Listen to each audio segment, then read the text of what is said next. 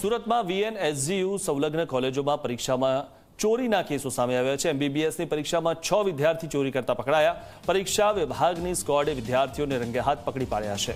વિદ્યાર્થીઓએ ચોરી કરવા માટે ChatGPTનો ઉપયોગ કર્યો હતો। તમામને પરીક્ષામાં ચોરી કરવા બદલ 10,000નો દંડ ફટકારવામાં આવ્યો છે। તે ઉપરાંત તેમની પરીક્ષાઓ પણ રદ કરી દેવામાં આવી છે। અન્ય કિસ્સામાં પાસ થવા માટે વિદ્યાર્થીએ લાંચ આપી ઉત્તરવયમાં 100 રૂપિયાની નોટ મૂકી અને પાસ થવાની માંગ કરી હતી।